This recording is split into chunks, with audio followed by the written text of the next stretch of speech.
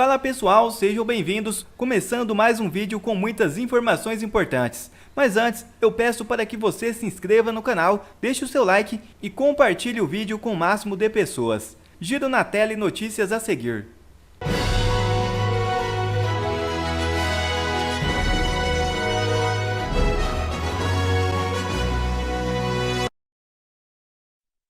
Lira critica STF por excessos e usurpação de competência do Legislativo. Presidente da Câmara diz acreditar na autocorreção dos poderes. O presidente da Câmara dos Deputados, Arthur Lira, admitiu os excessos que o Supremo Tribunal Federal tem cometido. O parlamentar deu essa declaração na segunda-feira 23, em entrevista ao programa Conversa com Bial, da TV Globo. Segundo Lira, por sua postura, a corte sai da esfera judicial que lhe compete e entra na legislativa. Muitas vezes, a gente fala do judiciário, que tem seus excessos, e eles estão claros, e hoje está construindo uma convergência que vai além das funções, e começa a legislar, e o Congresso reage, relatou Lira.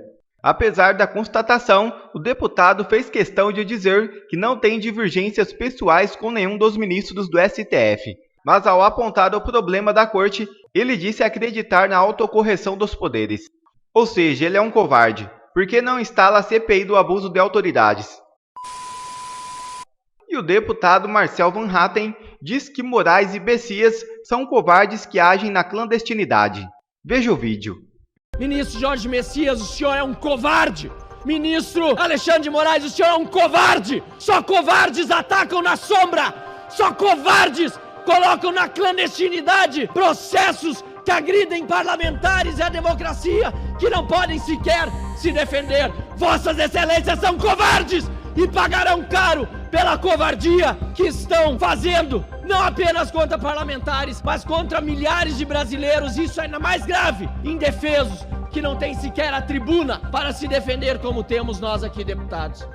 Caro presidente, minha fala aqui inicia-se dirigindo-me ao ministro da AGU, advogado-geral da União, Jorge Messias. Ministro Jorge Messias, Vossa Excelência é um covarde. E aproveito, ministro Alexandre de Moraes, Vossa Excelência é um covarde. Encaminhar para o Supremo Tribunal Federal, ministro Jorge Messias,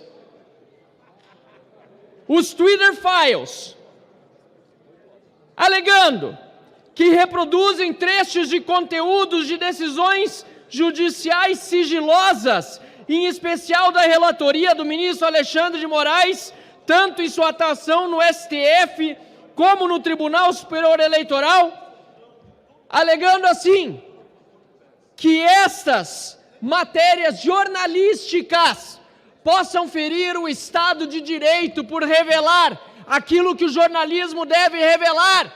O que está nas sombras do poder é um ato de covardia.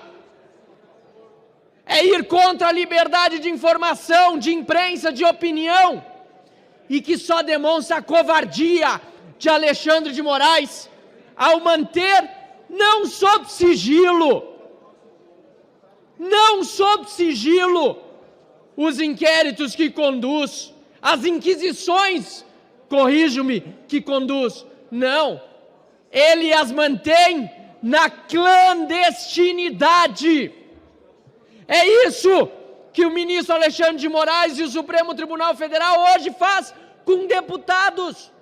Investigam de forma clandestina. Não temos acesso aos autos.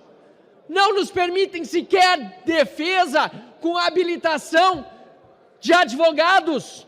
E quando um jornalista, como Michael Shellenberger, faz um trabalho em favor da democracia, em defesa da liberdade de expressão e de imprensa, junto com os jornalistas David Agape e Eli Vieira Júnior, Jorge Messias serve ao regime de tirania do STF de uma forma vergonhosa, dizendo, sob o cargo de ministro da AGU, que encontrou ali um cenário no qual se percebe a tentativa de desestabilizar o Estado democrático instituído pela Constituição a partir da publicação de documentos de cunho sigiloso, exarados em processos que tramitam no STF e TSE. Este é o golpe, deputado Luiz Lima. O golpe é manter tudo em sigilo para que não venha à luz. O golpe é manter tudo na clandestinidade para que aqueles que são investigados nessa inquisição não possam se defender, não possam falar sobre os processos, não possam expor, depois de 5 anos de inquisição, o que está acontecendo nos porões do Supremo Tribunal Federal e do Tribunal Superior Eleitoral. Esta é a estratégia vergonhosa revelada pelo jornalista Michael Schellenberg, retuitada por Elon Musk e hoje conhecida no mundo todo. E é por isso que amanhã um grupo de deputados, que é numeroso infelizmente, estará aqui no Salão Verde em coletiva para denunciar a clandestinidade dos inquéritos de que são vítimas e exigindo que todos os seus processos sejam retirados da clandestinidade, dos porões da ditadura do STF e do TSE e sejam revelados ao mundo. Deputado Arthur Lira, presidente da Casa, também já foi comunicado que procuraremos a procuradoria desta Casa como deputados e os senadores da Casa ao lado para que também peticionem ambas as procuradorias junto ao Supremo Tribunal Federal e ao TSE, para que caiam todos esses sigilos e saiam esses processos abjetos, absurdos, eles sim, contra o Estado de Direito, a democracia e a liberdade, da clandestinidade. Ministro Jorge Messias, o senhor é um covarde. Ministro Alexandre de Moraes, o senhor é um covarde. Só covardes atacam na sombra. Só covardes colocam na clandestinidade processos que agridem parlamentares e a democracia, que não podem sequer se defender. Vossas Excelências são covardes e pagarão caro pela covardia que estão fazendo, não apenas contra parlamentares, mas contra milhares de brasileiros. Isso é ainda mais grave, indefesos, que não têm sequer a tribuna para se defender como temos nós aqui, deputados.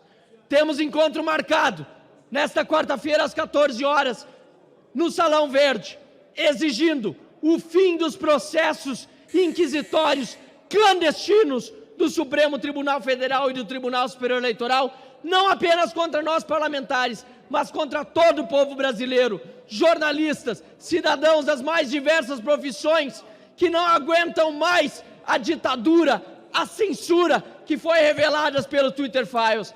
Não é a investigação que Michael Schellenberger merece, não, pelo contrário. Cidadania honorária brasileira é o que ele merece, por defender mais o nosso país do que muitos parlamentares, deputados e senadores omissos que nada fizeram ao longo de todo esse período. Michael Schellenberger, podem querer persegui-lo, podem querer fazer covardias contra você, mas nós o defenderemos, porque defendendo o senhor Michael Schellenberger, estamos defendendo a nossa democracia, a nossa liberdade e a verdadeira justiça no Brasil. Muito obrigado, senhor presidente. E a Space, as lives em áudio no X são banidas do Brasil. O Bradock Show comenta. Mas o ministro Alexandre de Moraes, ele determinou que ninguém no Brasil tem acesso ao Spaces, né, que é aquela ferramenta para lives com áudio, apenas com áudio, né, se não me engano, na rede social X. E essas salas virtuais reúnem, às vezes, milhares de usuários. Mas aqui no Brasil, a gente está...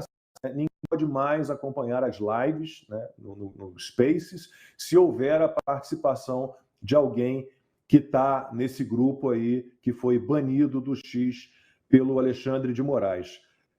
Consta, você está nesse grupo que foi banido, e a pergunta que eu faço é, então, mudamos de fase, será?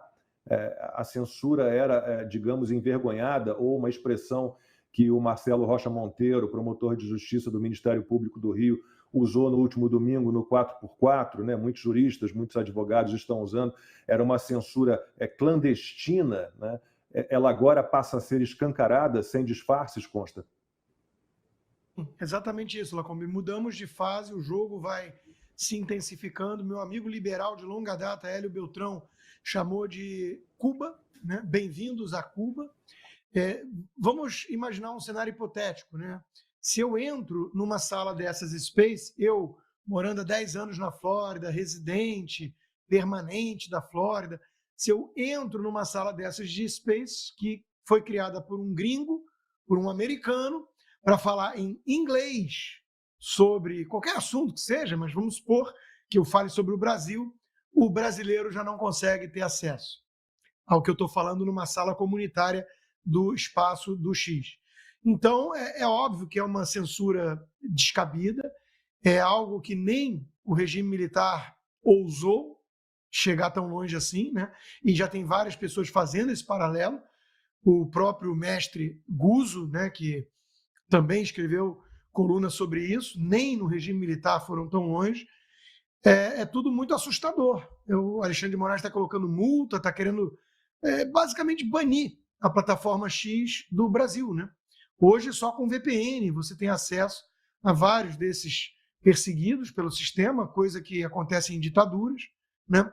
E onde isso vai parar, Lacombe? É a pergunta que muita gente faz, né? Eles estão agora também, por provocação da AGU, né, do senhor Bessias, eles estão querendo ver se houve crime no Twitter Files, ou seja, aquilo que é um furo de reportagem, digamos assim, aquilo que levou, por exemplo, ao Watergate nos Estados Unidos, com o Nixon botando escutas. É como se o Nixon virasse e falasse: opa, você está vazando que eu coloquei escutas, esteja preso. Né? É mais ou menos isso. Então, assim, os Twitter Files vieram à tona graças ao Congresso americano indiciando a plataforma X, que disse que estava sendo coagida a agir fora da lei no país, fora da lei do Brasil, o que não é permitido pelas multinacionais na lei americana. Então, é atirar no mensageiro. É virar e falar assim: você não pode revelar, porque isso corria em segredo de justiça. Mas a pergunta que todo mundo sério e com um mínimo de apreço pelas liberdades básicas, entre elas a de expressão, deveria fazer é: por que estava sob sigilo? Porque o que está vindo à tona mostra que era tudo medida arbitrária, com viés político-ideológico, perseguição, pesca probatória, censura, né? E no caso do Monark, o mais escandaloso, na minha opinião, atropelo de garantias básicas fundamentais, né? Então, de novo, vai atirar no mensageiro agora? Vai colocar todo comitê jurídico do Congresso americano no inquérito do Alexandre, como já tentou colocar, como colocou o Elon Musk? Quer dizer, a coisa passou de qualquer limite do razoável, né? Está virando um meme, está virando piada pronta. Isso é muito, muito ruim para o país. Fabi, o Consta citou aí o Hélio Beltrão, né, um liberal. Ele também disse que nós passamos a ter uma intranet, né, que nós não temos mais no Brasil uma internet livre. Então, o Consta citou o modelo cubano, o modelo chinês também, né, Fabi? Quem já viajou para alguns países que têm uma internet restrita sabe como é muito chato você querer acessar algum site, alguma rede social e simplesmente não conseguir. Nós estamos nos aproximando de algo assim, ou já estamos em algo assim, Fabi? Já estamos, né? O que a gente pode é constatação de realidade. Então, já estamos. Carece de maiores explicações, tá? Porque eu entrei para verificar e o Mário, que é host desse espaço aí mencionado, eu consigo aqui do Brasil, sem VPN, escutá-lo.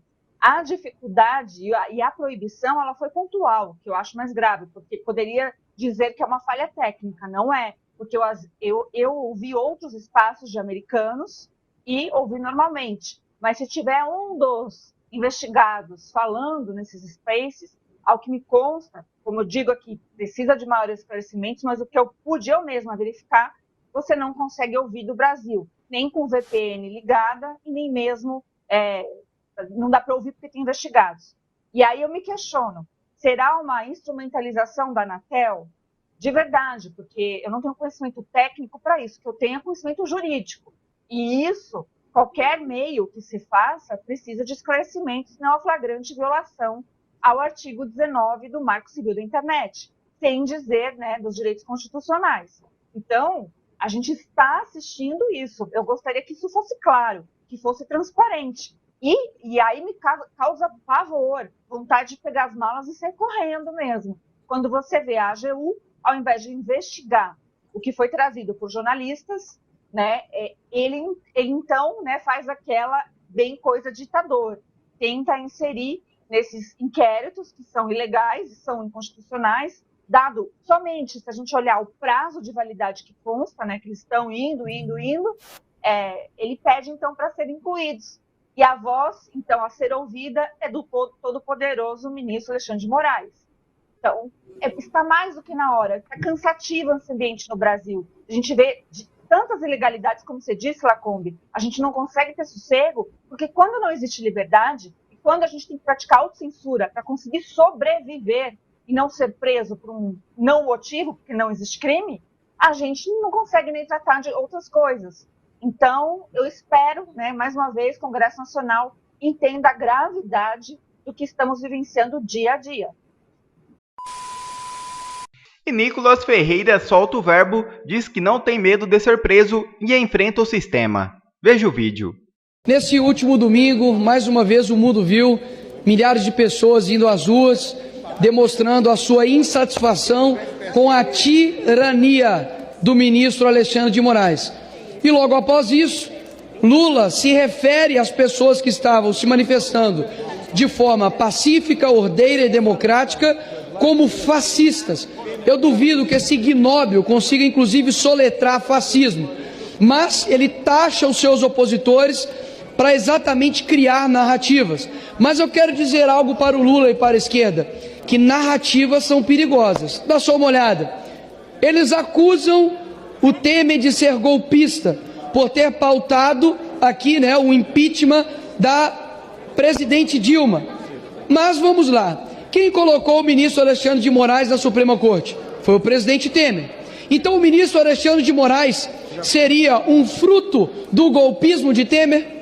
Eu duvido que alguém da esquerda aqui utilize essa tribuna para poder chamar o ministro Alexandre de Moraes também de golpista. Afinal de contas, se um é golpista, quem o colocou também deve ser. E mais uma vez, continuo dizendo aqui o porquê que a narrativa é perigosa.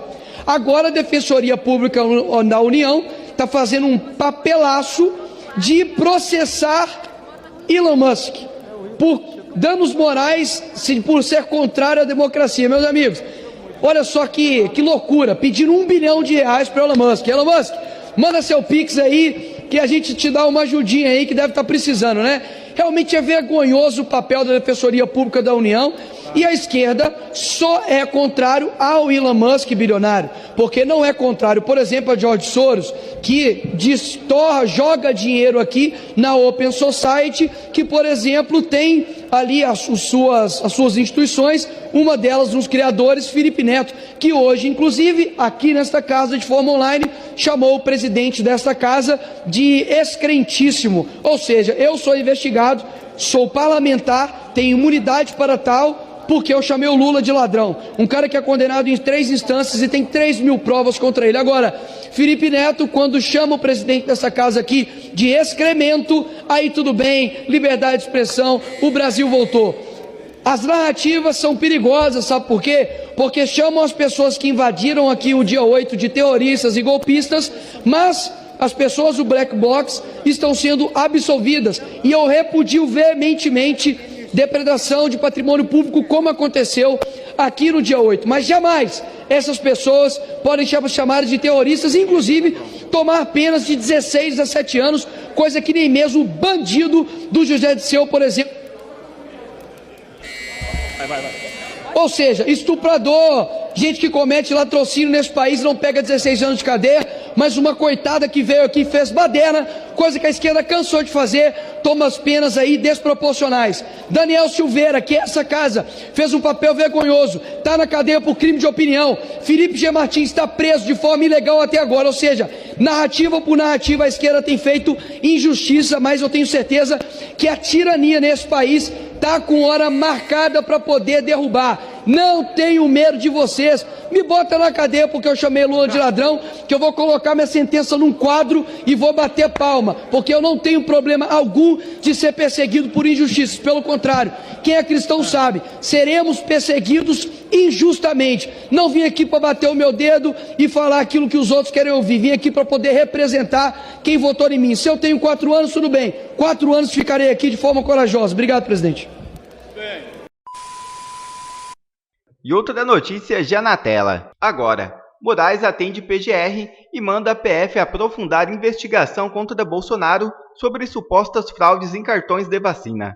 O ministro do Supremo Tribunal Federal, Alexandre de Moraes, acatou um requerimento da PGR e instruiu a Polícia Federal a ampliar as investigações sobre o ex-presidente Jair Bolsonaro e outras 15 pessoas por suspeita de envolvimento em fraudes relacionadas a cartões de vacinação contra a Covid-19. Mais cedo, a PGR solicitou uma investigação mais aprofundada sobre o esquema, inclusive examinando uma possível ligação das fraudes com uma suposta tentativa de golpe de Estado. Na decisão que remete o caso de volta à PF, Moraes determinou que a corporação esclareça eventual utilização efetiva dos cartões de vacinação falsos nos Estados Unidos, o relatório da perícia realizada no celular do deputado federal Gutenberg Reis, um dos indiciados por supostamente coordenar a inserção de informações falsas nos cartões e sistema do Ministério da Saúde. A análise do conteúdo dos dispositivos eletrônicos apreendidos com outros investigados, incluindo Mauro Cid. O pedido da PGR por novas investigações surgiu depois que a PF indiciou Bolsonaro, o tenente-coronel Mauro Cid e mais 15 pessoas por crimes como associação criminosa e inserção de dados falsos em sistema de informação. Paulo Gonet, procurador-geral da República, considera essencial reunir mais elementos sobre a investigação sobre a adulteração dos cartões de vacinação, especialmente diante de uma possível conexão com outras investigações, como aquela relacionada à suposta tentativa de golpe de Estado em 2022. Pelo jeito está difícil acharem alguma coisa para poderem prender Bolsonaro. Agora voltaram para os cartões de vacina. A perseguição implacável continua. Quer ver mais conteúdos como esse? Então inscreva-se agora mesmo no canal e ative o sininho das notificações. Assim você não perde mais nenhum conteúdo que é postado aqui no canal. E também já deixe o seu like para o YouTube ajudar a divulgar o nosso trabalho. Fico por aqui e que Deus abençoe a todos. Brasil acima de tudo e Deus acima de todos.